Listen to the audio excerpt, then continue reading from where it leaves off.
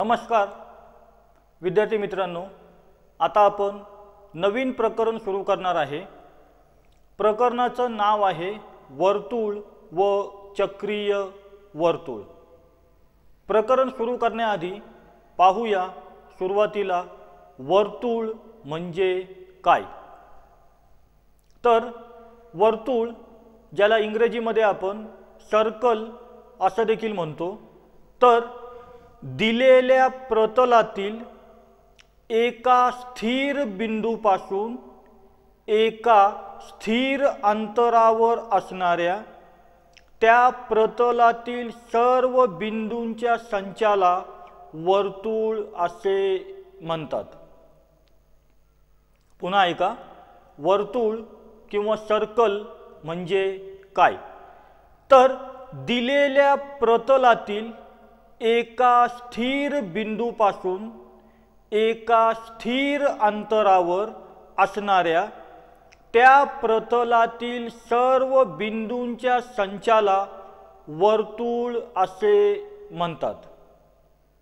त्या स्थिर बिंदूला त्या वर्तुळाचा केंद्रबिंदू म्हणजेच सेंटर किंवा केंद्र असे म्हणतात व त्या स्थिर अंतराला त्या वर्तुळाची त्रिज्या म्हणजेच रेडियस असे म्हणतात। पुन्हा ऐका, त्या स्थिर बिंदूला त्या वर्तुळाचा केंद्रबिंदू इंग्रजीमध्ये सेंटर किंवा केंद्र म्हणतात व त्या स्थिर अंतराला त्या वर्तुळाची त्रिज्या इंग्रजीमध्ये रेडियस असे म्हणतात। बाजूला आकृती दिसते आपल्याला। आकृतीमध्ये ओ केंद्रबिंदू किंवा केंद्र आहे आणि OA जी आहे ती वर्तुळाची त्रिज्या आहे। आता पाहूया आपण जीवा इंग्रजीमध्ये कॉर्ड म्हणजे काय। तर वर्तुळावरील कोणतेही दोन बिंदू जोडणाऱ्या रेषाखंडाला जीवा असे म्हणतात। व्यवस्थित पहा, जीवा ज्याला इंग्रजीमध्ये आपण कॉर्ड असं देखील म्हणतो, त्याचा अर्थ काय। तर वर्तुळावरील कोणतेही दोन बिंदू जोडणाऱ्या रेषाखंडाला जीवा असे म्हणतात। बाजूला आकृती दिसतीये वर्तुळाची। त्या वर्तुळामध्ये आपण ओ जो आहे तो आहे वर्तुळ केंद्र आणि CD जी आहे ती आहे वर्तुळाची जीवा, कारण ती वर्तुळावरील C आणि D या दोन बिंदूंना जोडते, म्हणून तिला जीवा असं म्हटलं जातं। पुढे आहे व्यास, ज्याला इंग्रजीमध्ये आपण डायमीटर असं देखील म्हणतो। तर वर्तुळाच्या केंद्रातून जाणाऱ्या जीवेस त्या वर्तुळाचा व्यास म्हणजेच डायमीटर असे म्हणतात आणि सर्वात मोठी जीवा म्हणजे व्यास होय। व्यास काढायचं सूत्र आहे व्यास बरोबर 2 गुणिले त्रिज्या, म्हणजे व्यास हा त्रिज्येच्या दुप्पट असतो। पुन्हा ऐका, व्यास किंवा डायमीटर म्हणजे काय। तर वर्तुळाच्या केंद्रातून जाणाऱ्या जीवेस त्या वर्तुळाचा व्यास म्हणजे डायमीटर असे म्हणतात आणि सर्वात मोठी जीवा म्हणजे व्यास होय। व्यास काढायचं सूत्र आहे व्यास बरोबर 2 गुणिले त्रिज्या, याचा अर्थ व्यास हा त्रिज्येच्या दुप्पट असतो। आकृती जर व्यवस्थित पाहिली, आकृतीमध्ये वर्तुळ दर्शवण्यात आलेला आहे।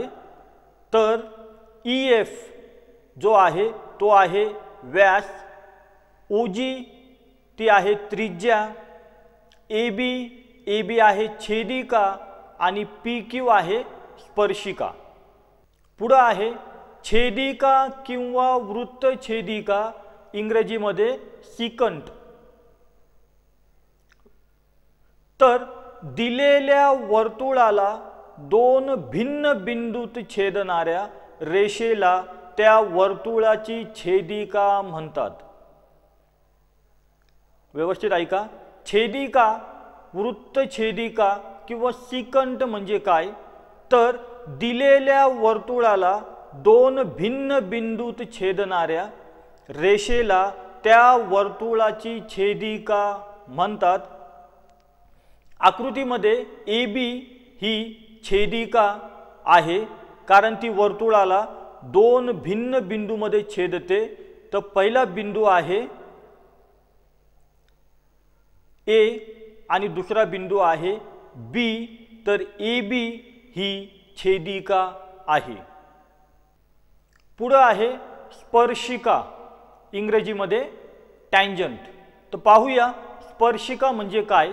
तर वर्तुळाच्या प्रतलातील ज्या रेषेशी त्या वर्तुळाचा एक व फक्त एकच बिंदू सामायिक असतो त्या रेषेला त्या वर्तुळाची स्पर्शिका म्हणतात. पुन्हा ऐका.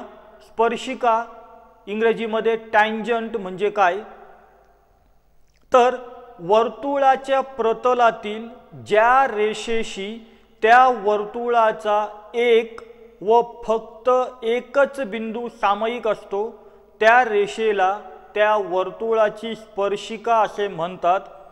आणि त्या सामायिक एकमेव बिंदूला त्या स्पर्शिकेचा स्पर्श बिंदू, इंग्रजीमध्ये पॉइंट ऑफ कॉन्टॅक्ट असे म्हणतात. तसंच स्पर्शिकेला स्पर्श रेषा असे देखील म्हणतात. आकृतीमध्ये PQ ही स्पर्शिका आहे. व्यवस्थित पहा. O वर्तुळ केंद्र आणि PQ जी आहे ती स्पर्शिका आहे कारण ती वर्तुळाचा फक्त एक व एकाच बिंदूला स्पर्श करते, म्हणून तिला स्पर्शिका असं म्हटलं जातं. स्पर्शिका व त्रिज्या यांच्यामधील कोन 90 अंशाचा असतो, हे नेहमी लक्षात ठेवा. तर स्पर्शिका व त्रिज्या यांमधील कोन 90 अंश असतो. आता पाहूया आपण वर्तुळखंड म्हणजे काय. वर्तुळखंड तर एका जीवेमुळे, व्यवस्थित ऐका, एका जीवेमुळे जी व्यास नाही, वर्तुळाचे दोन असमान भाग पडतात, त्यापैकी छोट्या भागाला लघु वर्तुळखंड असे म्हणतात व मोठ्या भागाला विशाल वर्तुळखंड असे म्हणतात. पुन्हा ऐका. वर्तुळखंड म्हणजे काय, तर एका जीवेमुळे पण जी व्यास नाही, वर्तुळाचे दोन असमान भाग पडतात, त्यापैकी छोट्या भागाला लघु वर्तुळखंड असे म्हणतात व मोठ्या भागाला विशाल वर्तुळखंड असे म्हणतात. बाजूला आकृती दिसतीये. आकृतीमध्ये AXB हा लघु वर्तुळखंड आहे. व्यवस्थित पहा. आकृतीमध्ये AXB हा लघु वर्तुळखंड आहे व AYB हा विशाल वर्तुळखंड आहे. व्यवस्थित पहा. वर्तुळखंडाचं वाचन कसं केलं जातं, तर AXB हा लघु वर्तुळखंड आहे आणि AYB हा विशाल वर्तुळखंड आहे. दुसरं आपल्याला लक्षात ठेवायचे, विशाल वर्तुळखंडातील कोन लघुकोन असतो. पुन्हा ऐका. विशाल वर्तुळखंडातील कोन लघुकोन असतो. आकृतीमध्ये कोन दिसत आहे, कोन AYB व लघु वर्तुळखंडातील कोन विशाल कोन. आकृतीमध्ये कोन आहे, कोन AXB असतो. पुन्हा ऐका, विशाल वर्तुळखंडातील कोन लघुकोन आकृतीमध्ये दाखवला आहे कोन AYB व लघु वर्तुळखंडातील कोन विशाल कोन आकृतीमध्ये कोन AXB असतो। पुढे आहे अर्धवर्तुळखंड। अर्धवर्तुळखंड तर व्यासामुळे तयार होणाऱ्या दोन्ही वर्तुळखंडांना अर्धवर्तुळखंड असे म्हणतात। व्यवस्थित पहा, वर्तुळखंड आपण सुरुवातीलाच म्हटलं होतं का एका जीवेमुळे, पण त्यावेळेला काय म्हटलं होतं आपण, तर जी व्यास नाही। पण आता पाहतोय आपण अर्धवर्तुळखंड, तर अर्धवर्तुळखंड कशामुळे तयार होतात, तर व्यासामुळे। लक्षात ठेवा। तर पाहूया अर्धवर्तुळखंड म्हणजे काय, तर व्यासामुळे तयार होणाऱ्या दोन्ही वर्तुळखंडांना अर्धवर्तुळखंड असे म्हणतात।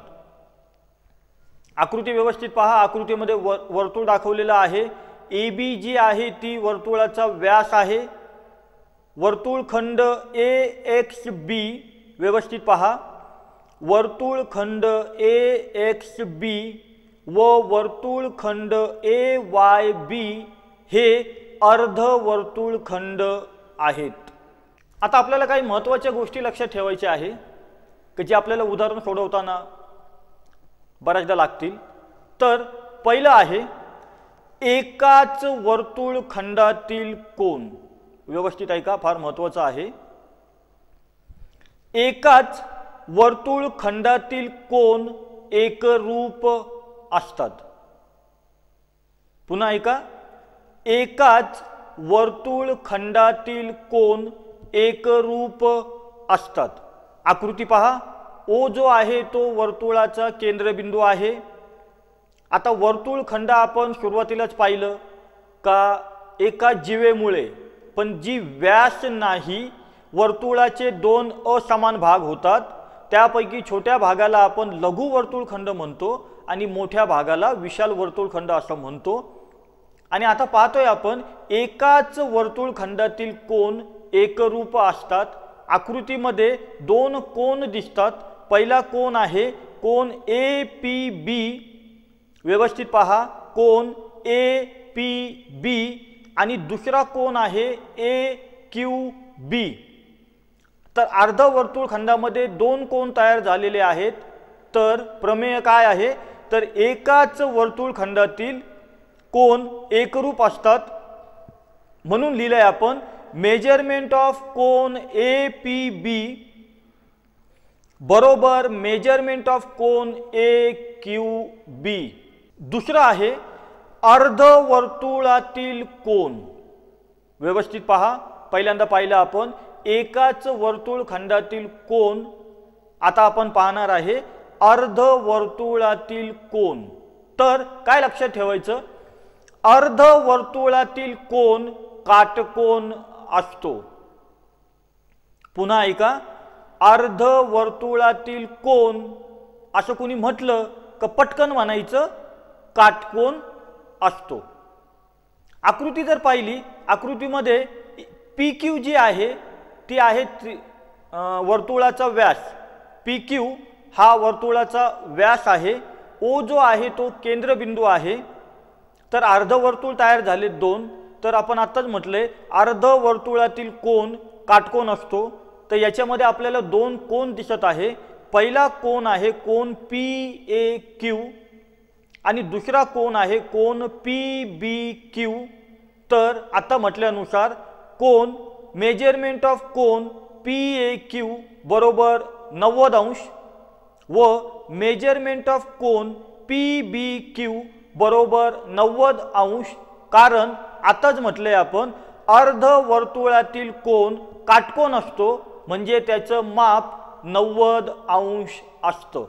आता पाहणार आहे आपण काही महत्त्वाचे गुणधर्म। तर पहिलं आहे वर्तुळ केंद्रातून जीवेवर टाकलेला लंब जीवेला दुभागतो। पुन्हा ऐका, काही महत्त्वाचे गुणधर्म पाहणारे आपण.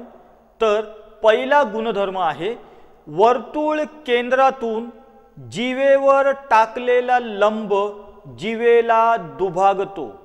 दुभागतो याचा अर्थ जीवेचे दोन समान भागांत रूपांतर करतो.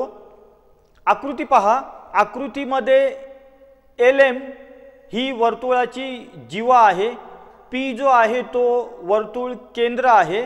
तर वर्तुळ केंद्रातून जर जीवेवर आपण लंब टाकला तर तो जीवेला दोन समान भागांमध्ये विभागतो.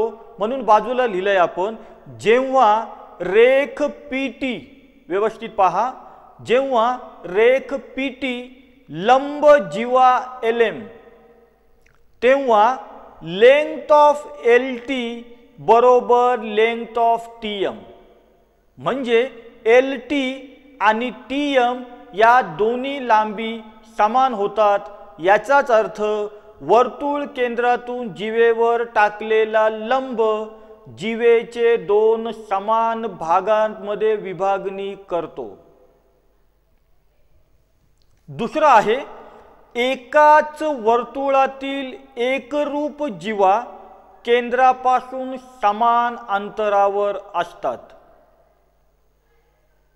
व्यवस्थित ऐका, एकाच वर्तुळातील एकरूप जीवा केंद्रापासून समान अंतरावर असतात. आकृती जर पाहिली, आकृतीमध्ये O हा वर्तुळाचा केंद्रबिंदू आहे. पहिली जीवा आहे PQ, दुसरी जीवा आहे AB. या दोन्ही जीवा जर एकरूप असतील तर त्यांचे केंद्रापासून अंतर जे आहे ते समान असतं. पुन्हा ऐका, एकाच वर्तुळातील एकरूप जीवा केंद्रापासून समान अंतरावर असतात. आकृतीमध्ये जीवा PQ एकरूप जीवा AB, म्हणून आपण लिहिले लेंथ ऑफ OM बरोबर लेंथ ऑफ ON. पुढे आहे एकाच वर्तुळातील एकरूप जीवा वर्तुळ केंद्राशी एकरूप कोन करतात. पुन्हा ऐका, एकाच वर्तुळातील एकरूप जीवा वर्तुळ केंद्राशी एकरूप कोन करतात. परत आकृती पहा, O जो आहे तो आहे वर्तुळ केंद्र किंवा केंद्रबिंदू. पहिली जीवा आहे जीवा AB, दुसरी जीवा आहे जीवा DC. आता काय म्हटले आपण, तर जीवा AB जर एकरूप असेल जीवा CD, व्यवस्थित ऐका, जीवा AB जर एकरूप असेल जीवा CD तर कोन AOB, व्यवस्थित पहा, कोन AOB एकरूप कोन COD. व्यवस्थित पहा, कोन AOB एकरूप कोन COD. आता पाहूया आपण वर्तुळाचा परिघ म्हणजे काय, ज्याला इंग्रजीमध्ये आपण म्हणतो सर्कमफरन्स. तर आकृतीत दाखवल्याप्रमाणे, बाजूला एक आकृती दाखवलेली आहे. तर आकृतीत दाखविल्याप्रमाणे तारेची एक वर्तुळाकार कडी आहे. ही कडी तिच्यावरील कोणत्याही एका बिंदूवर तोडली आणि तिची तार सरळ केली व तिची लांबी मोजली. ही लांबी म्हणजेच त्या कडीने निर्दिष्ट केलेल्या वर्तुळाचा परिघ होय. व्यवस्थित ऐका, वर्तुळाचा परिघ, ज्याला इंग्रजीमध्ये आपण सर्कमफरन्स असं म्हणतो, त्याचा अर्थ काय, तर बाजूला एक आकृती आहे, आकृती ती वर्तुळाची आहे. तर आकृतीत दाखविल्याप्रमाणे तारेची एक वर्तुळाकार कडी आहे. ही कडी तिच्यावरील कोणत्याही एका बिंदूवर तोडली आणि तिची तार सरळ केली व तिची लांबी जर मोजली तर ही लांबी म्हणजेच त्या कडीने निर्दिष्ट केलेला वर्तुळाचा परिघ होय। आता पाहूया आपण परिघ व व्यास यांचा संबंध काय। व्यवस्थित ऐका, व परिघ व व्यास यांचा संबंध काय, तर कोणत्याही वर्तुळाच्या परिघाचे त्याच्या व्यासाशी गुणोत्तर स्थिर संख्या असते। पुन्हा ऐका, परिघ व व्यास यांचा संबंध, तर कोणत्याही वर्तुळाच्या परिघाचे त्याच्या व्यासाशी गुणोत्तर स्थिर संख्या असते। म्हणजेच परिघ भागिले व्यास बरोबर पाय। पायची किंमत असती पाय बरोबर 3.1416 किंवा पाय बरोबर 22/7। व्यवस्थित पहा, परिघ भागिले व्यास म्हणजे परिघाचे त्याच्या व्यासाशी गुणोत्तर ते स्थिर संख्या असते, म्हणून लिहिले आपण बरोबर पाय। पायची किंमत असते एक तर 3.1416 किंवा 22/7, म्हणून परिघ बरोबर 2πr। व्यवस्थित पहा, म्हणून परिघ बरोबर 2πr, कारण व्यास बरोबर 2r म्हणजे व्यास हा त्रिज्येच्या दुप्पट असतो, म्हणून परिघ बरोबर 2πr। आता पाहूया आपण वर्तुळ कंस म्हणजे काय। तर वर्तुळाची छेदिका वर्तुळाला 2 भागात विभागते। हा प्रत्येक भाग छेदिका आणि वर्तुळ यांच्या छेदन बिंदूसह वर्तुळ कंस म्हणून ओळखला जातो। पुन्हा ऐका, वर्तुळ कंस म्हणजे काय, तर वर्तुळाची छेदिका वर्तुळाला 2 भागांत विभागते। हा प्रत्येक भाग छेदिका आणि वर्तुळ यांच्या छेदन बिंदूसह वर्तुळ कंस म्हणून ओळखला जातो। आकृती पहा, आकृतीमध्ये वर्तुळ दाखवलेलं आहे। ओ जे आहे ते वर्तुळाचे केंद्रबिंदू, AB जी आहे ती वर्तुळाची छेदिका। तर या छेदिकेमुळे वर्तुळाचे 2 भागांत विभागणी होते। तर पहिला भाग आहे AXB। व्यवस्थित पहा, AXB याला म्हटलं जातं लघु कंस, आणि मोठा भाग आहे ज्याच्यामध्ये वर्तुळ केंद्र समाविष्ट आहे तो भाग आहे AYB, याला म्हटलं जातं विशाल कंस। व्यवस्थित पहा, आकृतीमध्ये वर्तुळ आहे, वर्तुळाचं केंद्र आहे O, AB ही छेदिका आहे। या छेदिकेमुळे वर्तुळाचे 2 भागामध्ये रूपांतर होते। छोटा भाग जो आहे तो आहे AXB, त्याला म्हटलं जातं लघु कंस, आणि दुसरा भाग आहे ज्याच्यामध्ये वर्तुळ केंद्र समाविष्ट आहे तो भाग आहे AYB, त्याला म्हटलं जातं विशाल कंस। आता रेषाखंड हा जसा रेषेचा भाग असतो तसाच वर्तुळ कंस हा वर्तुळाचा भाग असतो। वर्तुळाची छेदिका जेव्हा त्याच्या केंद्रातून जाणारी असते तेव्हा झालेल्या प्रत्येक कंसाला अर्धवर्तुळ, इंग्रजीमध्ये सेमी सर्कल म्हणतात। तसेच छेदिका जेव्हा केंद्रातून जात नाही तेव्हा तिने केलेल्या वर्तुळाच्या 2 कंसांपैकी एक हा केंद्राकडील अंगास असतो व दुसरा ज्या अंगास केंद्र नसते त्या अंगास असतो।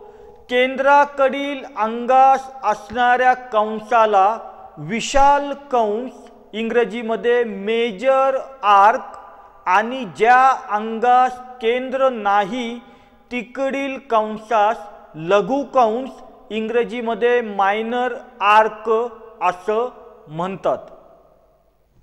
पुढे काही गोष्टी आपल्याला लक्षात ठेवायच्या आहेत, व्यवस्थित लक्ष देऊन ऐका. पहिली गोष्ट आहे, अर्धवर्तुळाचे माप 180 अंश असते. पुन्हा ऐका, अर्धवर्तुळाचे माप 180 अंश असते. दुसरं, लघु कंसाचे माप त्याच्या केंद्रीय कोनाच्या मापा एवढे असते. पुन्हा ऐका, लघु कंसाचे माप त्याच्या केंद्रीय कोनाच्या मापा एवढे असते. तिसरी गोष्ट, विशाल कंसाचे माप हे 360 अंश वजा संगत लघु कंसाचे माप या वजाबाकी एवढे असते. व्यवस्थित ऐका, अर्धवर्तुळाचे माप 180 अंश असते. लघु कंसाचे माप त्याच्या केंद्रीय कोनाच्या मापा एवढे असते. विशाल कंसाचे माप हे 360 अंश वजा संगत लघु कंसाचे माप या वजाबाकी एवढे असते. आता पाहूया आपण केंद्रीय कोन, इंग्रजीमध्ये सेंट्रल अँगल म्हणजे काय. तर वर्तुळ प्रतलातील ज्या कोनाचा शिरोबिंदू हा त्या वर्तुळाचा केंद्रबिंदू असतो त्या कोनाला केंद्रीय कोन असे म्हणतात. पुन्हा ऐका, केंद्रीय कोन इंग्रजीमध्ये सेंट्रल अँगल म्हणजे काय. तर वर्तुळ प्रतलातील ज्या कोनाचा शिरोबिंदू हा त्या वर्तुळाचा केंद्रबिंदू असतो त्या कोनाला केंद्रीय कोन असे म्हणतात. बाजूला आकृती दिसत आहे, आकृती व्यवस्थित पहा. आकृतीमध्ये वर्तुळ आहे, वर्तुळाचा कोन केंद्रबिंदू आहे ओ, आणि कोन आपल्याला दिसतोय त्या केंद्रबिंदूपाशी तयार झालेला तो कोन आहे कोन POQ. व्यवस्थित पहा, कोन POQ याला केंद्रीय कोन असं म्हटलं जातं. आणि आत्ताच पाहिलं आपण, लघु कंसाचे माप त्याच्या केंद्रीय कोनाच्या मापा एवढे असते. मग आता आपण जर असं म्हटलं का लघु वर्तुळ कंस जो आहे, लघु कंस तो समजा AXB आहे. व्यवस्थित पहा आकृती. समजा लघु कंस आहे AXB, तर याचं माप केंद्रीय कोनाच्या मापा एवढे असते. आता पाहूया आपण चक्रीय चौकोन, इंग्रजीमध्ये सायक्लिक क्वाड्रिलॅटरल म्हणजे काय. तर चौकोनाच्या चारही शिरोबिंदूंमधून एक वर्तुळ जात असेल तर त्या चौकोनाला चक्रीय चौकोन असे म्हणतात. पुन्हा पहा, चक्रीय चौकोन इंग्रजीमध्ये सायक्लिक क्वाड्रिलॅटरल म्हणजे काय.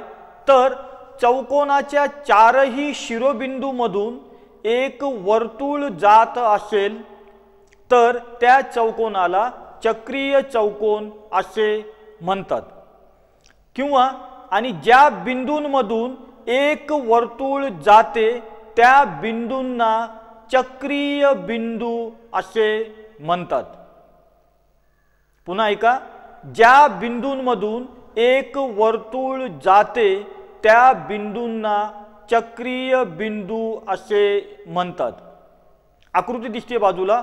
आकृतीमध्ये ABCD हा चौकोन आहे. ABCD हे चौकोनाचे चारही शिरोबिंदू आहेत. या चारही शिरोबिंदूमधून एक वर्तुळ जात आहे, म्हणून त्या चौकोनाला आता आपण चक्रीय चौकोन असं म्हणणार आणि ABCD या चौकोनाच्या शिरोबिंदूंना चक्रीय बिंदू असे म्हणणार। परत आपल्याला काही महत्त्वाच्या गोष्टी किंवा प्रमेय लक्षात ठेवायचे आहे। तर पहिलं आहे एकाच कंसातील आंतरलिखित कोन एकरूप असतात। फार महत्त्वाचं आहे हे, लक्ष देऊन ऐका। एकाच कंसातील आंतरलिखित कोन एकरूप असतात। आकृती दाखवली आपल्याला, आकृतीमध्ये दोन कोन आहेत।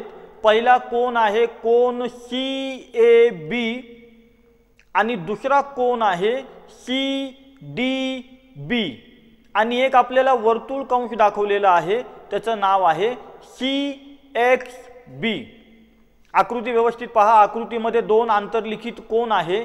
पहिलं कोन आहे कोन CAB, दुसरा आंतरलिखित कोन आहे कोन CDB आणि वर्तुळ कंस आहे CXB।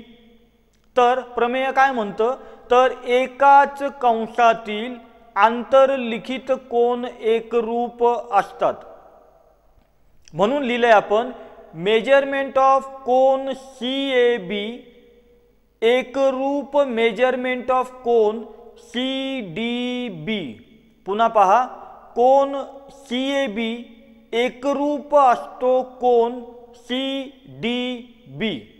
दुसरी गोष्ट आहे चक्रीय चौकोनाचे सम्मुख कोन परस्परांचे पूरक असतात।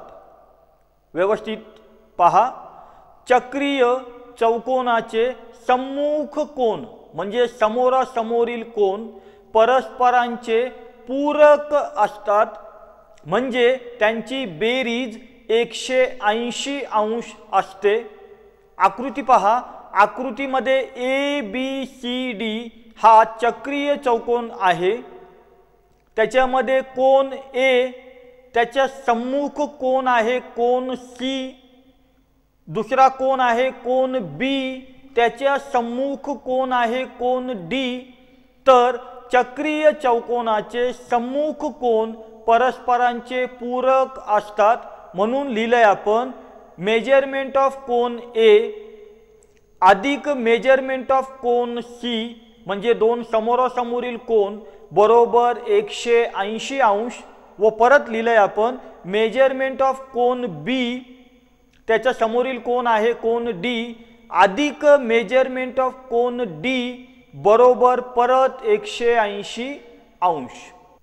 आताच पाहिलं आपण एकाच कंसातील आंतरलिखित कोन एकरूप असतात, पण याच्यामध्ये तुम्हाला एक प्रश्न पडला असेल का आंतरलिखित कोन म्हणजे काय, बरोबर ना? तर पाहूया आता आपण आंतरलिखित कोन, ज्याला इंग्रजीमध्ये इनस्क्राइब्ड अँगल असं म्हणतात, त्याचा अर्थ काय? तर एक दिलेला कोन आणि एक दिलेला कंस यांबाबत जेव्हा पहिली गोष्ट कोनाची प्रत्येक भुजा कंसाच्या एक एक अंत्यबिंदू समाविष्ट करत असेल व दुसरी गोष्ट कोनाचा शिरोबिंदू हा त्या कंसाचा बिंदू असेल पण त्या कंसाचा अंत्यबिंदू नसेल, तेव्हा तो कोन त्या कंसातील आंतरलिखित कोन आहे असे म्हणतात। व्यवस्थित पहा, आपण पाहणारे आता आंतरलिखित कोन इंग्रजीमध्ये इनस्क्राइब्ड अँगल म्हणजे काय? तर एक दिलेला कोन म्हणजे आपल्याला एक कोन दिलेला आहे आणि एक दिलेला कंस आणि एक कंस पण दिलेला आहे, यांच्या बाबत जेव्हा पहिली गोष्ट कोनाची प्रत्येक भुजा कंसाचा एक एक अंत्यबिंदू समाविष्ट करत असेल व दुसरी गोष्ट कोनाचा शिरोबिंदू हा त्या कंसाचा बिंदू असेल पण त्या कंसाचा अंत्यबिंदू नसेल तेव्हा तो कोन त्या कंसातील आंतरलिखित कोन आहे असे म्हणतात। आकृती पहा, आकृतीमध्ये वर्तुळ दाखवलेलं आहे, त्याचं केंद्र आहे ओ। तर बाजूला लिहिलंय आपण ए व सी, व्यवस्थित पहा, हे कंस ए बी सी, व्यवस्थित पहा, ए आणि सी हे काय आहेत तर ते कंस ए बी सी ची टोके किंवा अंत्यबिंदू आहेत। लक्ष देऊन ऐका, ए व सी हे जे दोन बिंदू आहेत ते काय आहेत तर कंस ए बी सी ची टोके किंवा अंत्यबिंदू आहेत आणि बी जो आहे तो कोनाचा शिरोबिंदू आहे। म्हणून लिहिलंय आपण कोन ए बी सी, व्यवस्थित पहा, कोन ए बी सी हा कंस ए बी सी मध्ये अंतर्लिखित आहे। व्यवस्थित समजावून घ्या, आकृतीमध्ये ए व सी हे कंस ए बी सी ची टोके किंवा अंत्यबिंदू आहेत, बी जो आहे तो कोनाचा शिरोबिंदू आहे। तर आपण लिहू शकतो का कोन ए बी सी हा कंस ए बी सी मध्ये अंतर्लिखित आहे। आता पाहूया आपण आंतरखंडित कंस म्हणजे काय, इंग्रजीमध्ये इंटरसेप्टेड आर्क। व्यवस्थित पहा, आता पाहणार आहे आपण आंतरखंडित कंस। आता काय पाहिलं आपण, आता पाहिलंय आपण आंतरलिखित कोन, पण आता पाहणार आहे आपण आंतरखंडित कंस, ज्याला इंग्रजीमध्ये म्हणतात इंटरसेप्टेड आर्क। तर जेव्हा एखादा कोन व एखादा कंस यांबाबत,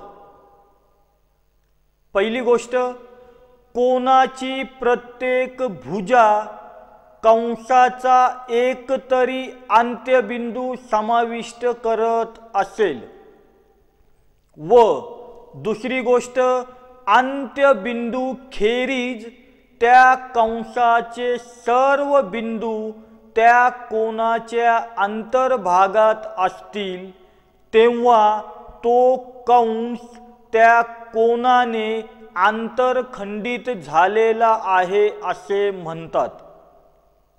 पुन्हा ऐका, आंतरखंडित कंस म्हणजे इंटरसेप्टेड आर्क म्हणजे काय तर जेव्हा एखादा कोन व एखादा कंस यांबाबत, पहिली गोष्ट, कोनाची प्रत्येक भुजा कंसाचा एक तरी अंत्यबिंदू समाविष्ट करत असेल।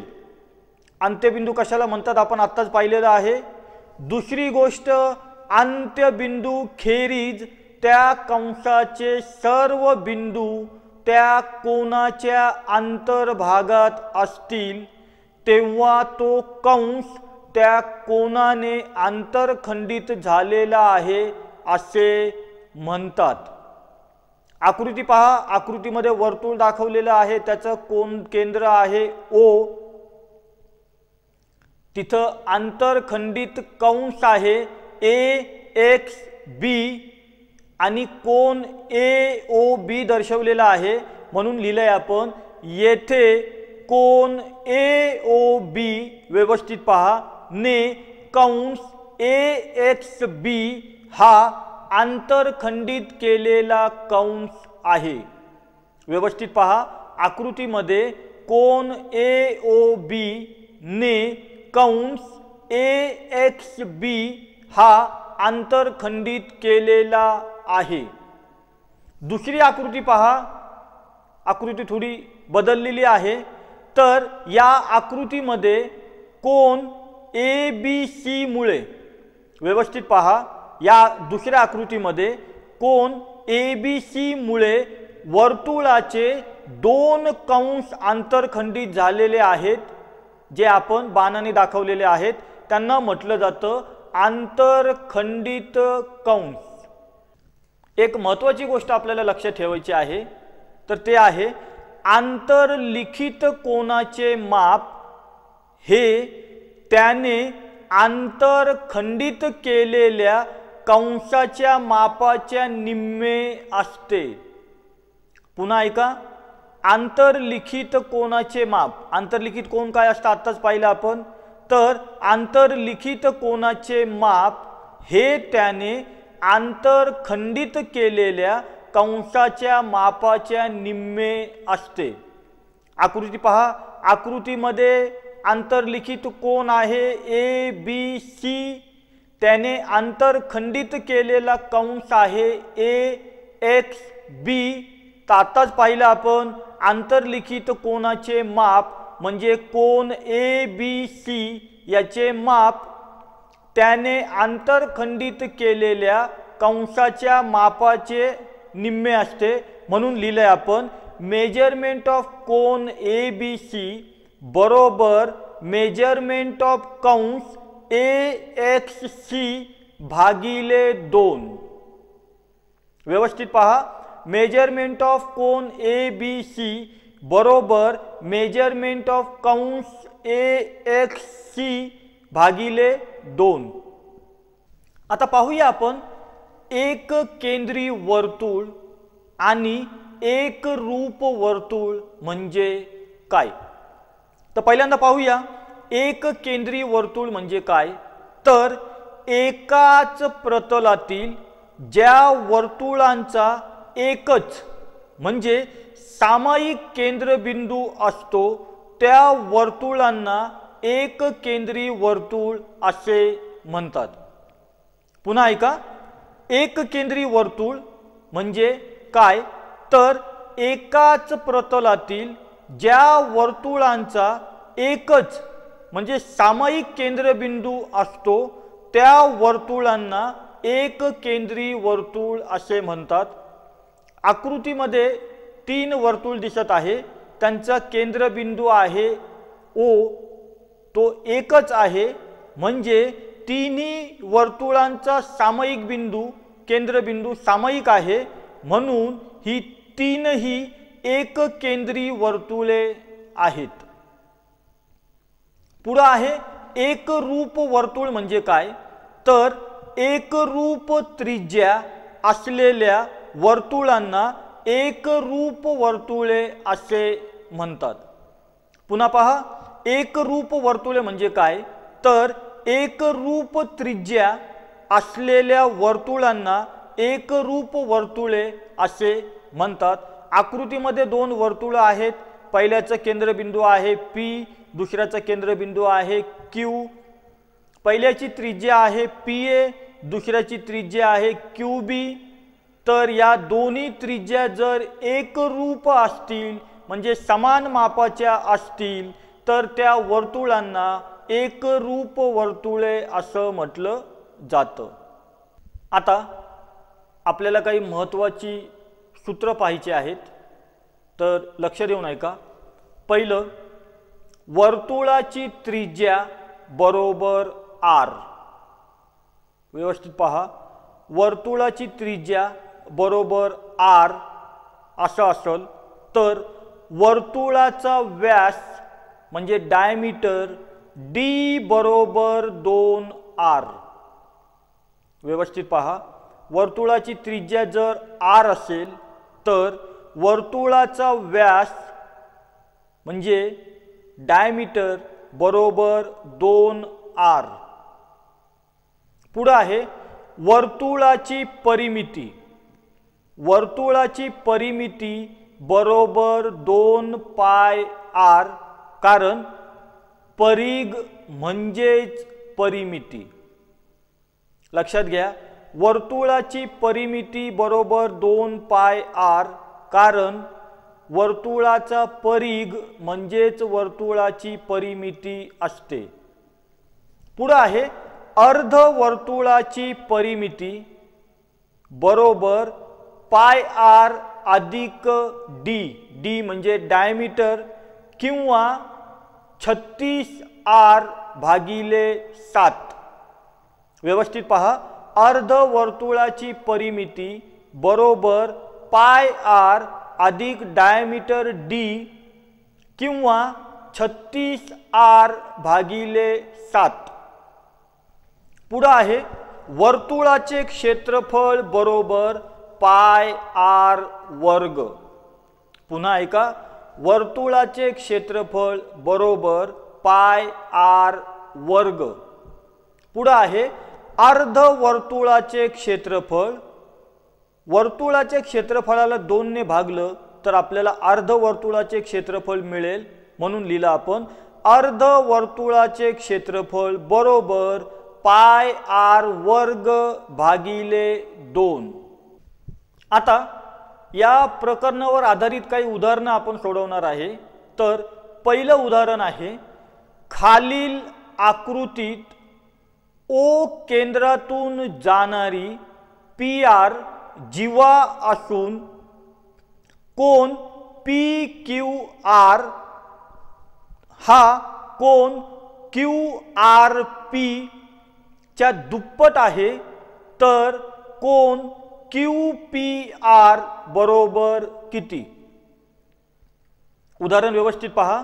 उदाहरण आहे, खालील आकृतीत ओ केंद्रातून जाणारी पी आर जीवा असून कोन पी क्यू आर हा कोन क्यू आर पी च्या दुप्पट आहे, तर कोन क्यू पी आर बरोबर किती?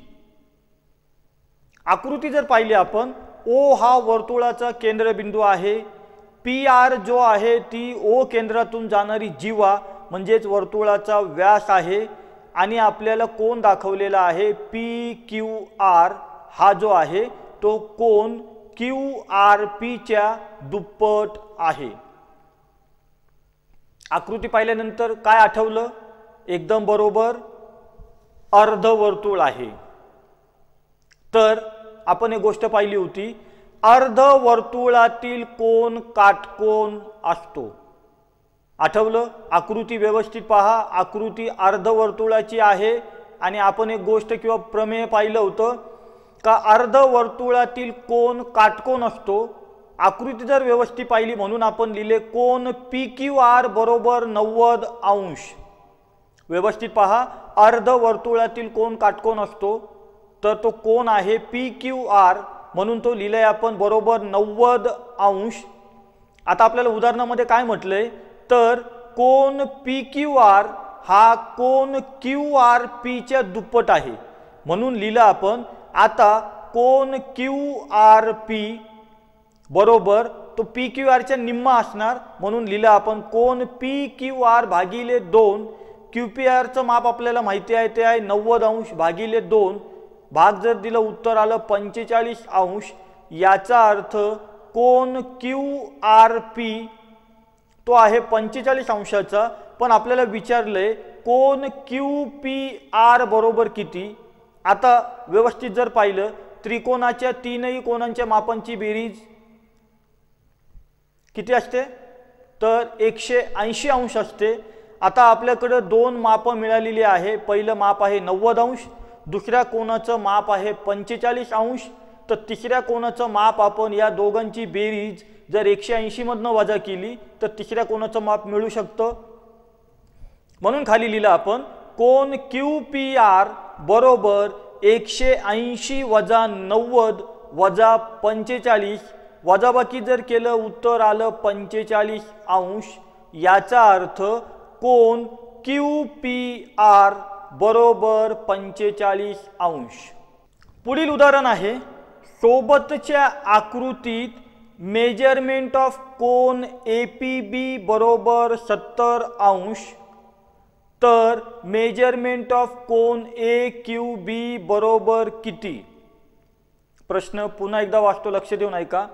सोबतच्या आकृतीत कोन ए पी बी चं माप आहे 70 अंश, तर कोन AQBचं माप किती? आकृती व्यवस्थित पहा. आपल्याला एक वर्तुळ दिलेलं आहे, वर्तुळामध्ये दोन कोन दिसतात. पहिला कोन आहे APB, त्याचं माप दिले आपल्याला 70 अंश आणि विचारले कोन AQB याचे माप किती. आकृती पाहिल्यानंतर तुमच्या लक्षात आलं पाहिजे का एकाच कंसातील आंतरलिखित कोन एकरूप असतात. आठवलं तर कोन APB आणि कोन AQB हे दोन कोन आंतरलिखित आहेत आणि आपल्याला काय माहिती आहे तर एकाच कंसातील आंतरलिखित कोन एकरूप असतात. म्हणून मेजरमेंट ऑफ कोन APB बरोबर मेजरमेंट ऑफ कोन AQB. व्यवस्थित पहा, दोन्ही आंतरलिखित कोन जे आहे ते एकरूप असणार म्हणून लिहिलंय आपण APB कोनाचे माप बरोबर AQB कोनाचे माप. आता APB चे माप आपल्याला दिलेले आहे 70 अंश, याचा अर्थ कोन AQB चे माप आहे 70 अंश. पुढील उदाहरण आहे आकृतीत चौकोन ABCD या चक्रीय चौकोनाचे कोन BAD व कोन ADC हे अनुक्रमे 75 अंश व 85 अंश मापाचे आहेत. कोन ABC व कोन DCB चे कोन दुभाजक परस्परांना बिंदू O मध्ये छेदतात. तर मेजरमेंट ऑफ कोन BOC बरोबर किती? उदाहरण व्यवस्थित पहा. आकृतीत चौकोन ABCD या चक्रीय चौकोनाचे कोन BAD व कोन ADC हे अनुक्रमे 75 अंश व 85 अंश मापाचे आहेत. कोन ABC व कोन DCB चे कोन दुभाजक परस्परांना बिंदू O मध्ये छेदतात. तर BOC या कोनाचे माप किती? उदाहरण जर व्यवस्थित पाहिलं, ABCD हा चक्रीय चौकोन आहे. आपल्याला कोन BAD चं माप दिलेलं आहे ते आहे 75 अंश आणि कोन ADC चे माप दिलेले आहे ते आहे 85 अंश. एक प्रमेय आपण पाहिलं होतं, ते होतं चक्रीय चौकोनाचे सम्मुख कोन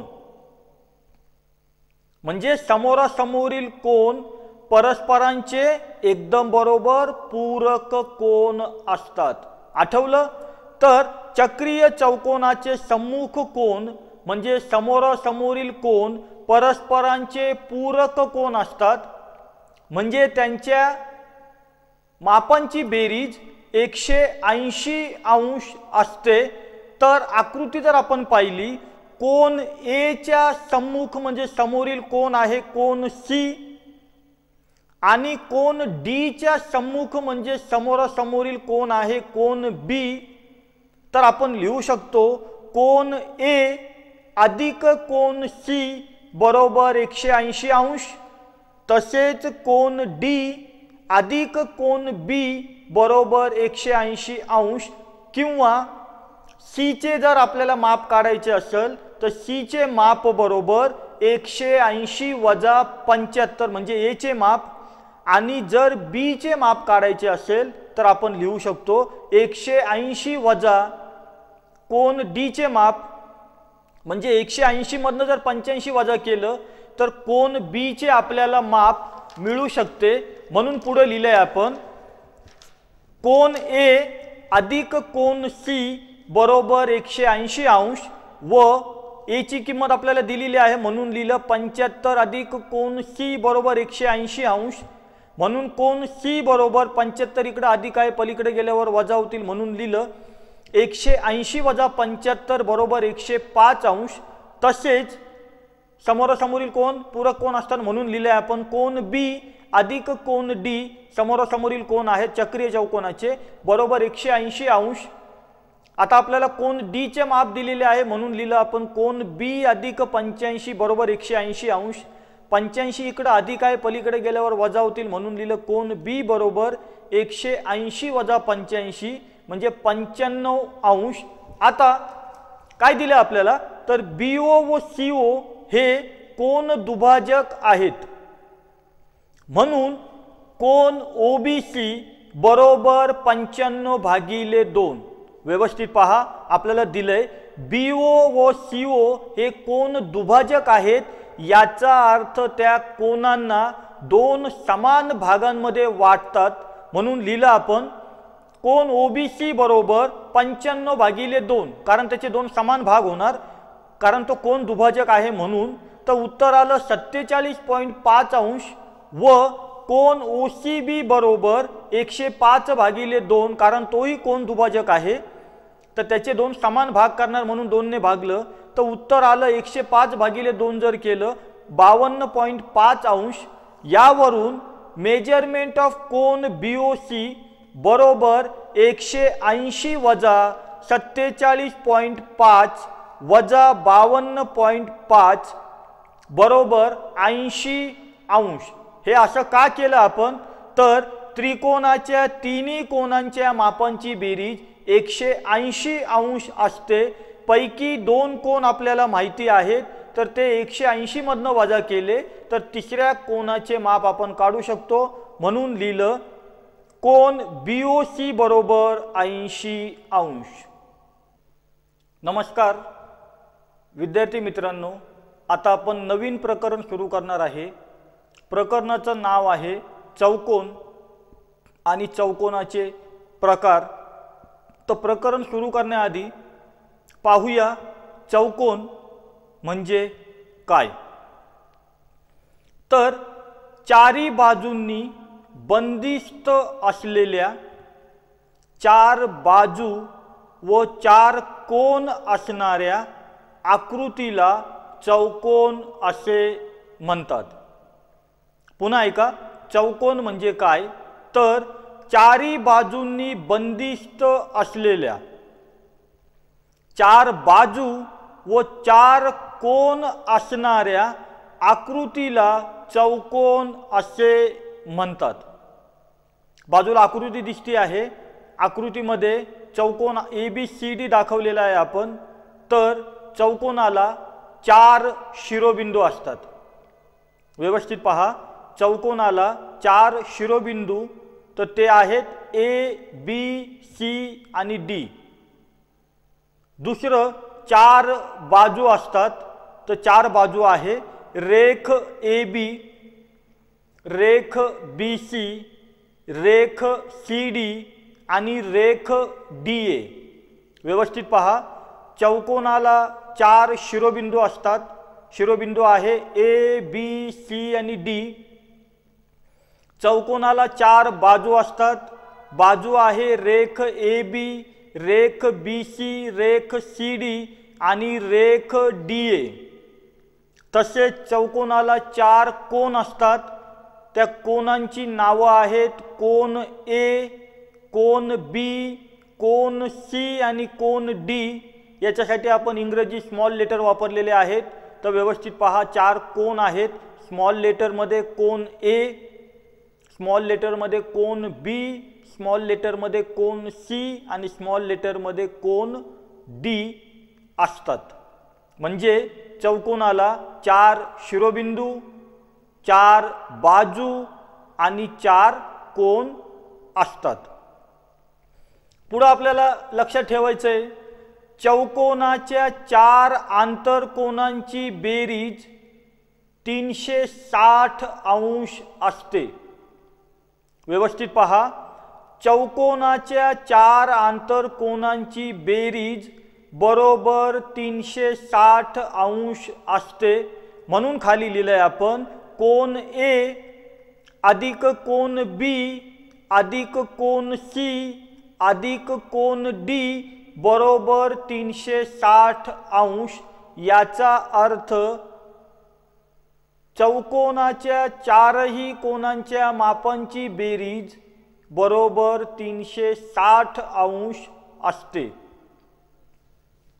पुढे आहे चौकोनाच्या 4 बाह्य कोनांची बेरीज बरोबर 360 अंश असते। व्यवस्थित पहा, आता पाहिलं होतं आपण चौकोनाच्या 4 आंतरकोनांची बेरीज 360 अंश असते। आता पाहतोय आपण चौकोनाच्या 4 बाह्य कोनांची बेरीज बरोबर देखील 360 अंश असते। तर पाहूया बाह्य कोन कोणते कोणते, तर आकृती व्यवस्थित पहा। पहिला कोन आहे कोन P, व्यवस्थित पहा। बाह्य कोन कशाला म्हणतो आपण, तर आंतरकोनाशी रेषीय जोडी करणाऱ्या कोनाला आपण बाह्य कोन म्हणतो। म्हणून लिहिलंय आपण कोन P अधिक कोन Q, व्यवस्थित पहा बाह्य कोन, अधिक कोन R अधिक कोन S बरोबर 360 अंश। पुन्हा पहा चौकोनाच्या 4 बाह्य कोनांची बेरीज बरोबर 360 अंश असते। तर बाह्य कोन आहेत कोन P अधिक कोन Q अधिक कोन R अधिक कोन S, सगळ्यांची बेरीज बरोबर 360 अंश।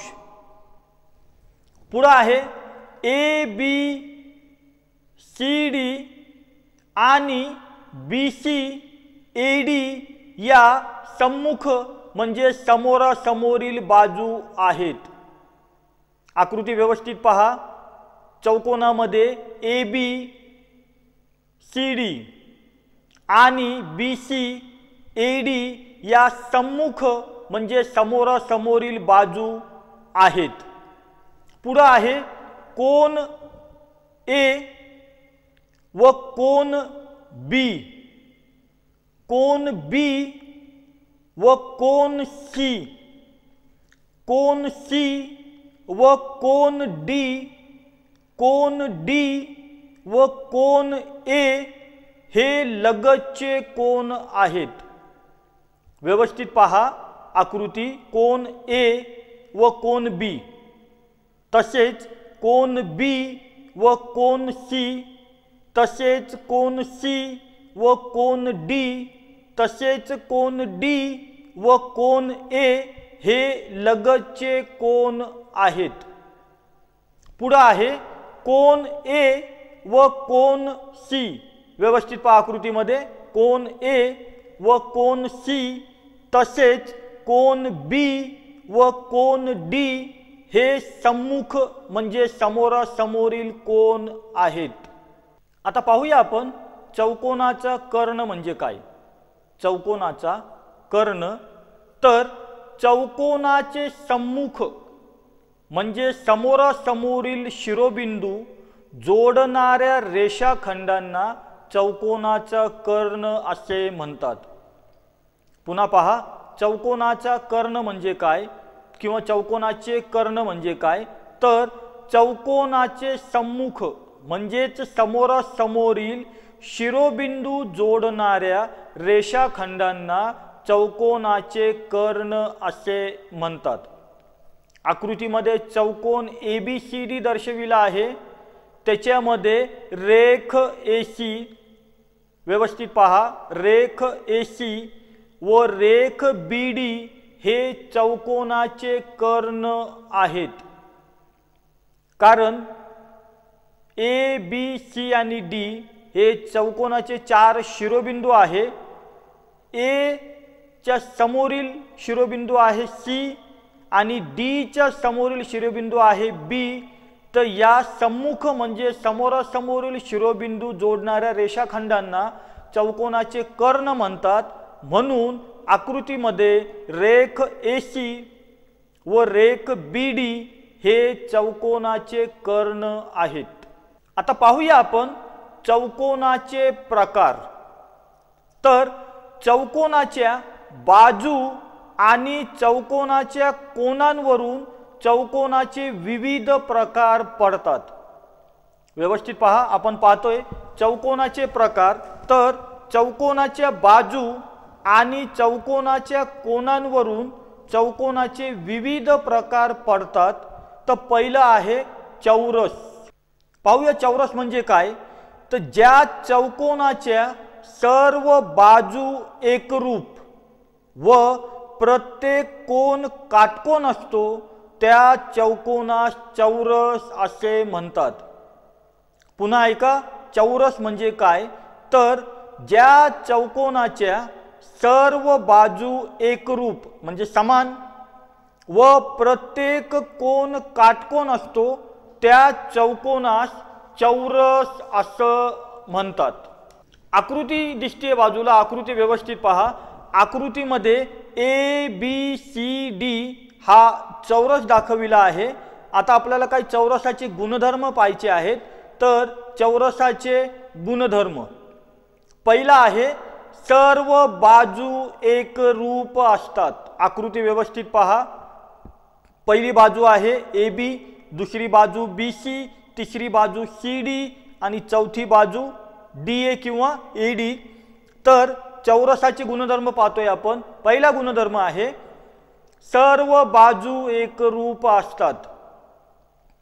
दुसरा गुणधर्म आहे चौरसाचा प्रत्येक कोन काटकोन म्हणजे 90 अंशाचा असतो. तिसरा गुणधर्म आहे चौरसाचे कर्ण परस्परांना काटकोनात दुभागतात. व्यवस्थित पहा. तिसरा महत्त्वाचा गुणधर्म आहे चौरसाचा, चौरसाचे कर्ण परस्परांना काटकोनात दुभागतात. आणि चौथा गुणधर्म आहे चौरसाचे कर्ण एकरूप असतात. आता पाहूया आपण आयत म्हणजे काय.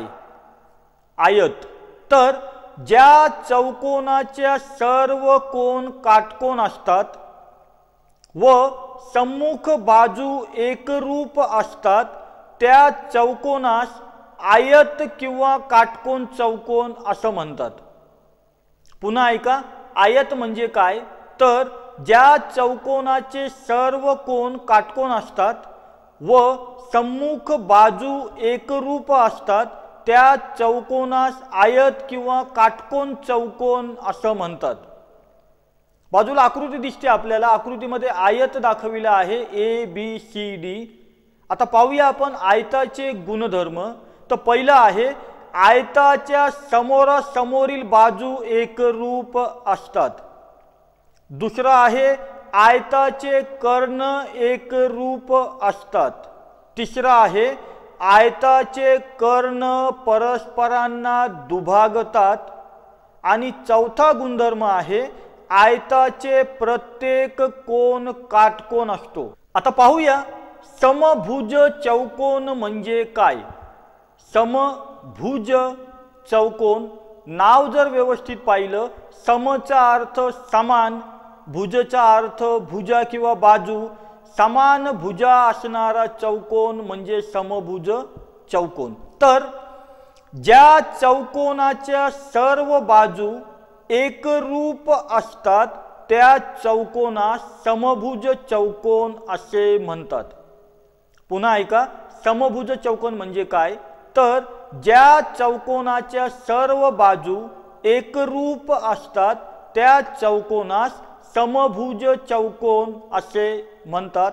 आकृतीमध्ये PQRS हा समभुज चौकोन आहे. त्याच्या चारही बाजू समान असतात. आता पाहूया समभुज चौकोनाचे गुणधर्म. तर पहिला गुणधर्म आहे समभुज चौकोनाच्या सर्व बाजू एकरूप असतात. दुसरा गुणधर्म आहे समभुज चौकोनाचे कर्ण परस्परांना काटकोनात दुभागतात. तिसरा गुणधर्म आहे समभुज चौकोनाचे सम्मुख म्हणजे समोरासमोरील कोन एकरूप असतात. आणि चौथा गुणधर्म आहे समभुज चौकोनाचे कर्ण असमान असतात. आता पाहूया आपण समांतर भुज चौकोन म्हणजे काय.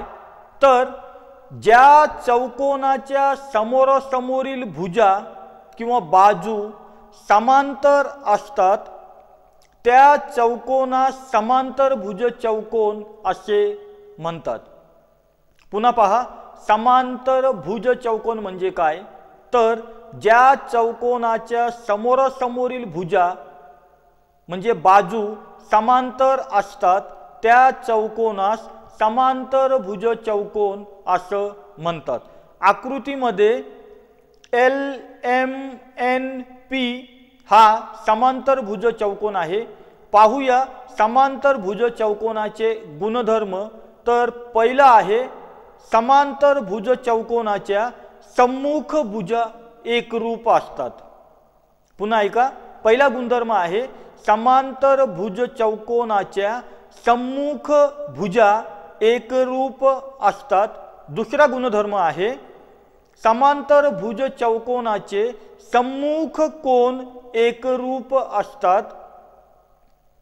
तिसरा गुणधर्म आहे समांतरभुज चौकोनाचे कर्ण परस्परांना दुभागतात। आणि चौथा गुणधर्म आहे समांतरभुज चौकोनाचे कोणतेही दोन लगतचे कोन हे परस्परांचे पूरक कोन असतात। व्यवस्थित पहा, समांतरभुज चौकोनाचे कोणतेही दोन लगतचे कोन हे परस्परांचे पूरक कोन असतात।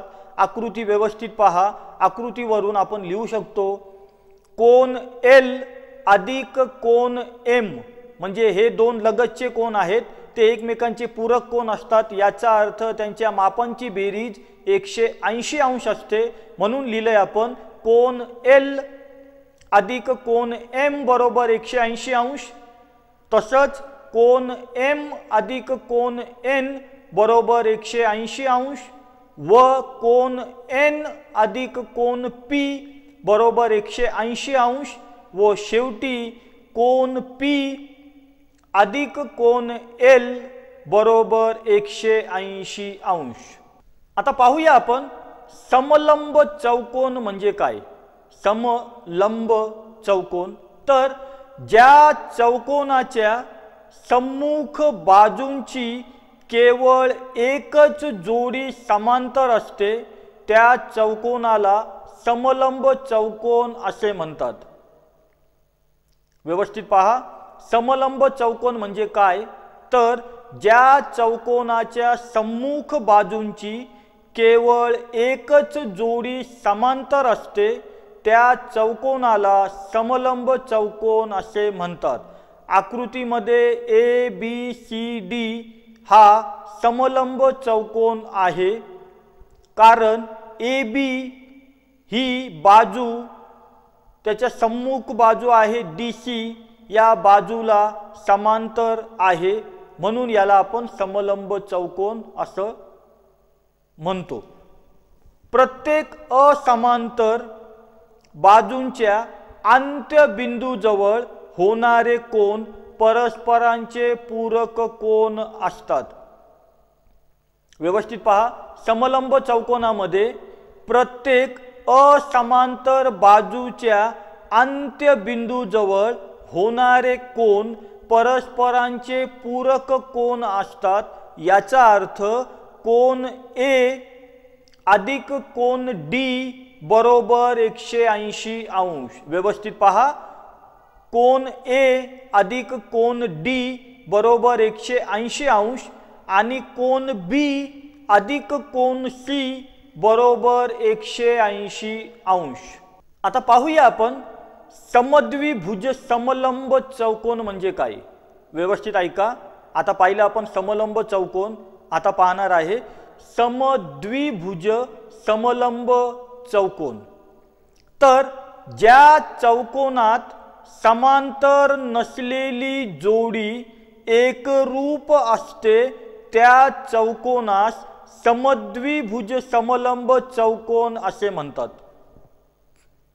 व्यवस्थित पहा, समद्विभुज समलंब चौकोन म्हणजे काय, तर ज्या चौकोनात समांतर नसलेली जोडी एकरूप असते त्या चौकोनास समद्विभुज समलंब चौकोन असे म्हणतात। आकृतीमध्ये ABCD हा समद्विभुज समलंब चौकोन दाखविण्यात आलेला आहे। समांतर बाजू आहे AB आणि DC, असमांतर बाजू आहे AD आणि BC। आकृतीमध्ये AD एकरूप आहे BC बरोबर। व्यवस्थित पहा, आकृतीमध्ये बाजू एडी म्हणजे असमांतर बाजू एडी एकरूप आहे BC बरोबर, म्हणून याला समद्विभुज समलंब चौकोन असं म्हटलं जातं। आता याचे गुणधर्म पाहूया आपण। तर पहिला आहे समद्विभुज समलंब चौकोनाचे कर्ण एकरूप असतात। व्यवस्थित पहा, समद्विभुज समलंब चौकोनाचे कर्ण एकरूप असतात। तसेच कोन A अधिक कोन D बरोबर 180 अंश व कोन B अधिक कोन C बरोबर 180 अंश। व्यवस्थित पहा, कोन A अधिक कोन D बरोबर 180 अंश व कोन B अधिक कोन C बरोबर 180 अंश। आता पाहूया आपण पतंग म्हणजे काय। पतंग तर ज्या चौकोनाच्या वरील व खालील बाजूस असणाऱ्या लगतच्या बाजू एकरूप असतात त्यास पतंगाकृती चौकोन असं म्हणतात। पुन्हा ऐका, पतंग म्हणजे काय तर ज्या चौकोनाच्या वरील व खालील बाजूस असणाऱ्या लगतच्या बाजू एकरूप असतात त्यास पतंगाकृती चौकोन असं म्हणतात। याचे दोन गुणधर्म आहे। तर पहिला आहे एक पतंगाचा एक कर्ण दुसऱ्या कर्णाला काटकोनात दुभागतो। व्यवस्थित पहा, पतंगाचा एक कर्ण दुसऱ्या कर्णाला काटकोनात दुभागतो। आणि दुसरा गुणधर्म आहे सम्मुख कोनांची जोडी एकरूप असते। म्हणजे पतंगातील सम्मुख कोनांची जोडी ही एकरूप असते।